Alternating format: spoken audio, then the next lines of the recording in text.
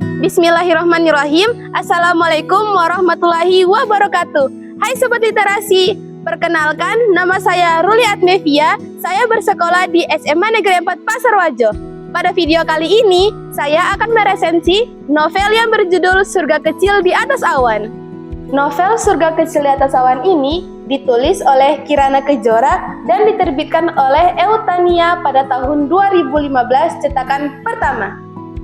Novel ini memiliki ketebalan sekitar 184 halaman dan memiliki ukuran sekitar 13 x 19 cm serta memiliki nomor ISBN 9786021010457. Alasan saya memilih novel ini untuk diresensi karena dari sampul novel yang menarik serta judul novel Surga Kecil di Atas Awan yang membuat saya ingin mencari tahu apa isi dalam novel ini.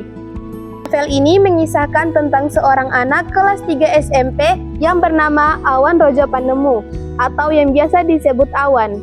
Awan tinggal bersama ibu dan ayahnya. Ibunya bekerja sebagai guru honorer di salah satu sekolah di desa tempat mereka tinggal. Awan juga memiliki seorang sahabat yang bernama Yanu. Awan bercita-cita sebagai ahli sejarawan. Awan adalah anak yang berprestasi di sekolahnya dan selalu menduduki peringkat pertama di kelasnya. Namun berbeda dengan sahabatnya. Sahabatnya selalu saja menduduki peringkat terakhir di kelasnya. Pada suatu hari, mereka berencana untuk pergi ke Museum Trinil. Mereka pergi ke Museum Trinil dengan cara menumpang di mobil Pak Lidarmo. Karena jarak dari desa tempat mereka tinggal cukup jauh untuk pergi ke Museum Trinil. Karena mobil yang mereka tumpangi tidak sampai di kota, saat mobil melintasi desa Lau, Awan menipu keras kaca mobil belakang dan memberitahukan ke Pak Lidarmo untuk berhenti. Mereka pun turun dari mobil dan pergi ke depan jendela mobil yang setengah terbuka. Tidak lupa mereka mengucapkan terima kasih kepada Pak Lidarmo yang telah mengantar mereka sampai di desa Lau dan mempersingkat perjalanan mereka untuk pergi ke Museum Trinil. Di tengah perjalanan, Awan kaget dan menoleh ke samping belakang sambil berteriak kencang saat melintas sebuah mobil yang hampir saja menyerempet Yanu. Beruntung, Awan langsung menghampirinya, meski Yanu jatuh ke tanah yang aspalnya sudah menjadi tanah itu. Mobil itu pun berhenti, lalu seorang pemuda turun dari mobil lalu menghampiri Yanu. Pemuda tersebut berniat untuk mengajak Yanu ke rumah sakit, namun Yanu menolak ajakan tersebut karena takut untuk disuntik. Pemuda tersebut kembali menawarkan untuk memberikan uang kepada Yanu untuk biaya pengobatan. Namun Yanu kembali menolak tawaran tersebut karena ia mengingat pesan dari neneknya, bahwa kita menerima uang ketika kita bekerja saja. Ketika tidak bekerja, maka tidak boleh menerima uang tersebut. Niat baik pemuda tersebut tidak berhenti sampai di situ saja. Pemuda tersebut bertanya kepada kedua sahabat itu bahwa mereka hendak kemana.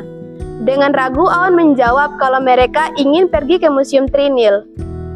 Lalu pemuda baik tersebut mengajak mereka berdua untuk ikut bersama mereka ke Museum Trinil.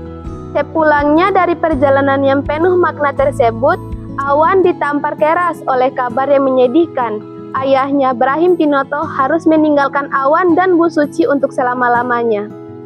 Perpisahan itu menjadi awal pendewasaan bagi Awan dan menjadi luka yang besar dan duka yang mendalam bagi dirinya dan ibunya. Novel ini memiliki kelebihan dan kekurangan. Kelebihan dari novel ini adalah alur maju yang santai, mudah dipahami, gaya bahasa yang ringan, serta isi cerita yang mendidik. Dan kekurangan dari novel ini adalah terdapat beberapa kata yang tidak baku, konflik yang mudah ditebak, serta tidak adanya ilustrasi yang menggambarkan isi dalam cerita novel ini. Namun, kekurangan tersebut tidak menutupi kelebihan yang terdapat dalam novel ini. Setelah membaca novel Surga Kecil di Atas Awan ini, saya memberi rating 5 bintang karena mengajarkan kita tentang apa itu arti persahabatan dan kekeluargaan. Dari penokohan Awan dan Bu Suci saja kita dapat belajar bahwa perpisahan bukanlah akhir dari segalanya, tapi perpisahan itu adalah awal untuk menata kehidupan baru yang lebih baik lagi. dan pantang menyerah saat menghadapi tantangan. Sekian resensi dari saya. Terima kasih karena teman-teman telah menonton video ini sampai akhir. Saya akhiri dengan ucapan wabillahi taufiq wal hidayah. Wassalamualaikum warahmatullahi wabarakatuh. Salam literasi.